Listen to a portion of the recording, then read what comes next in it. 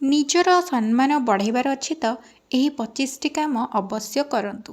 Number 1, ସମସ୍ତଙ୍କ ସହିତ ଆବଶ୍ୟକ ଠାରୁ ଅଧିକ କଥାବାର୍ତ୍ତା କରନ୍ତୁ ନାହିଁ। ଯାହା ସହିତ ଯେତିକି କଥା ହେବା ଉଚିତ ତା ସହିତ ସେତିକି ହିଁ କଥା ହୁଅନ୍ତୁ। ବହୁତ ବେଶୀ କଥା ହେବା ଆପଣଙ୍କ ଶବ୍ଦର ଏବଂ ଆପଣଙ୍କର ଭ୍ୟାଲ୍ୟୁ କମ୍ କରିଦେଇଥାଏ। ନମ୍ବର 2, କାହାକୁ 2 ଥରରୁ ଅଧିକ ନିଜ କଥା ମନାଇବା ପାଇଁ ବିବଶ କରନ୍ତୁ ନାହିଁ। ଯଦି କେହି ଆପଣଙ୍କ କଥା ମାନେ ନାହିଁ ତ ପୁଣି ତାକୁ ଯିବାକୁ ଦିଅ। ବାରମ୍ବାର ଫୋର୍ସ କର ନାହିଁ ଏବଂ ତା ଉପରେ କ୍ରୋଧ କର ନାହିଁ। ନମ୍ବର 3, ବହୁତ ବେଶୀ ଚିନ୍ତା କର ନାହିଁ କୌଣସି ବସ୍ତୁର ବା ବ୍ୟକ୍ତିର। କାରଣ ଆପଣ ଯେତିକି କମ୍ ଚିନ୍ତା କରିବେ ଲୋକେ ଆପଣଙ୍କୁ ସେତିକି ଅଧିକ ଆଟ୍ରାକ୍ଟ ହେବେ ଏବଂ ଆପଣଙ୍କ ସହିତ ରହିବାକୁ ଚାହିଁବେ। ନମ୍ବର 4, ଲୋକଙ୍କର ଟ୍ରଷ୍ଟ ଏବଂ ରେସ୍ପେକ୍ଟ ଜିତିବା ଶିଖନ୍ତୁ।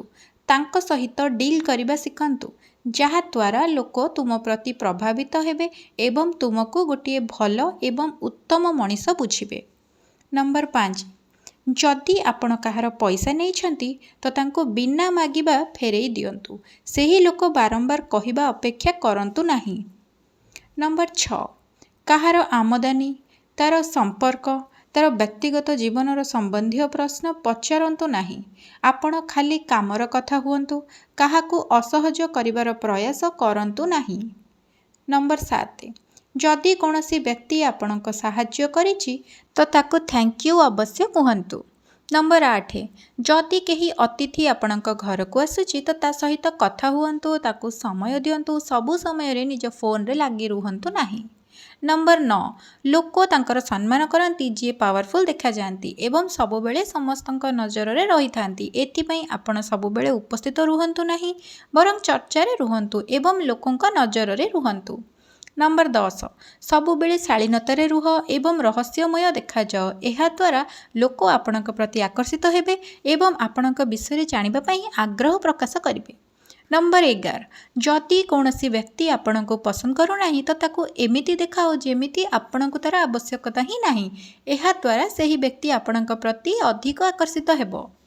ନମ୍ବର 12, କୌଣସି ଜିନିଷ ନ ମିଳିଲେ ବହୁତ ଦୁଃଖ ହୁଅନ୍ତୁ ନାହିଁ କାରଣ ଏହା ଆପଣଙ୍କ ଦୁର୍ବଳତା ଦର୍ଶାଇଥାଏ ଏବଂ ଲୋକ କୌଣସି ଦୁର୍ବଳ ବ୍ୟକ୍ତିକୁ ପସନ୍ଦ କରନ୍ତି ନାହିଁ। ନମ୍ବର 13, ଯଦି କେହି ଆପଣଙ୍କୁ ଅସମ୍ମାନ କରେ ତ ଶୀଘ୍ର ତା'ଠାରୁ ଦୂରେଇ ଯାଆନ୍ତୁ। ତା ସହିତ ଝଗଡ଼ା କରନ୍ତୁ ନା ତାକୁ ଭୁଲ ପ୍ରମାଣିତ କରିବାକୁ ଚେଷ୍ଟା କରନ୍ତୁ। ଖାଲି ସାଇଲେଣ୍ଟଲି ତା'ର ଜୀବନରୁ ନିଜକୁ ହଟାଇ ଦିଅନ୍ତୁ। ନମ୍ବର 14, ସବୁ ସମୟରେ ସମସ୍ତଙ୍କ ପାଇଁ ଉପସ୍ଥିତ ରୁହନ୍ତୁ ନାହିଁ। କେବେ କେବେ ତାଙ୍କୁ ନିଜ ହେବାର ନ ହେବାର ଅନୁଭବ ମଧ୍ୟ କରାନ୍ତୁ। ଏହାଦ୍ୱାରା ଲୋକ ଆପଣଙ୍କର ଭ୍ୟାଲ୍ୟୁ କରିବା ଆରମ୍ଭ କରିଦେବେ। ନମ୍ବର 15, ଲୋକଙ୍କ ମଧ୍ୟରେ ବ୍ୟର୍ଥ କୁହ ନାହିଁ। ନିଜ କାମରେ ବ୍ୟସ୍ତ ରୁହ। ଅଯଥା ମାମଲାରେ ଏବଂ ଝଗଡ଼ାରୁ ଦୂରେଇ ରହିବାର ପ୍ରୟାସ କର। ନମ୍ବର 16, ନିଜ ଜୀବନରେ ଏକ ବାଉଣ୍ଡ୍ରି ଏବଂ ଡିସିପ୍ଲିନ୍ ମେଣ୍ଟେନ୍ କରି ରଖନ୍ତୁ। ନା ନିଜେ କେବେ ତାକୁ କ୍ରସ୍ କରନ୍ତୁ ନା ତ ଲୋକଙ୍କୁ କରାଇବାକୁ ଦିଅନ୍ତୁ। ନମ୍ବର 17, ନିଜ ଶରୀରକୁ ସୁସ୍ଥ ଏବଂ ଫିଟ୍ ରଖ। ଗୋଟିଏ ଭଲ ଏବଂ ସୁସ୍ଥ ଶରୀର ହିଁ ଲୋକଙ୍କ ନଜରରେ ଆକର୍ଷଣର କେନ୍ଦ୍ର ବନିଥାଏ। ନମ୍ବର 18, ନିଜର ପର୍ସନାଲ ଲାଇଫ୍ ଏବଂ ପ୍ରଫେସନାଲ ସ୍ପେସ୍ରେ କାହାକୁ ପଶିବାକୁ ଦିଅନ୍ତୁ ନାହିଁ। ଲୋକଙ୍କ ସହିତ ସେତିକି ହିଁ ଫ୍ରେଣ୍ଡଲି ରୁହନ୍ତୁ ଯେତିକି ହେବା ଉଚିତ। ନମ୍ବର 19, କୌଣସି ପ୍ରକାରର ଆଡିକ୍ସନ୍ କର ନାହିଁ ନା ତ କାହା ସହିତ ବହୁତ ବେଶୀ ଇମୋସନାଲ ଆଟାଚ୍ଡ ରୁହ। ନମ୍ବର 20, ସମସ୍ତଙ୍କୁ ଫ୍ରିରେ ଜ୍ଞାନ ବାଣ୍ଟ ନାହିଁ। ଯେଉଁ ସମୟ ପର୍ଯ୍ୟନ୍ତ ଆପଣଙ୍କୁ କିଛି ପଚରା ନ ଯାଇଛି ସେହି ପର୍ଯ୍ୟନ୍ତ କାହାକୁ କିଛି କୁହ ନାହିଁ। ନମ୍ବର 21, କେବେ କେବେ ଲୋକଙ୍କୁ ନା କହିବା ମଧ୍ୟ ବହୁତ ଜରୁରୀ ହୋଇଥାଏ। ସବୁବେଳେ କାହାର କହିବା ଅନୁସାରେ ଚଳ ନାହିଁ।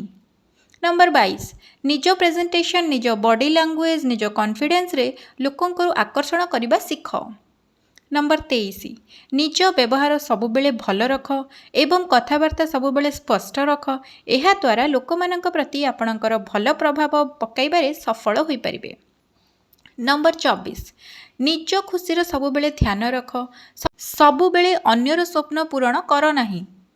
ନମ୍ବର 25, ଯିଏ ଆପଣଙ୍କ ଠାରୁ ଦୂରେଇବାକୁ ଚାହୁଁଛି ତାକୁ ଖୁସି ଖୁସିରେ ବିଦା କର। ବହୁତ ବେଶୀ କାହା ଉପରେ ପଡ଼ ନାହିଁ।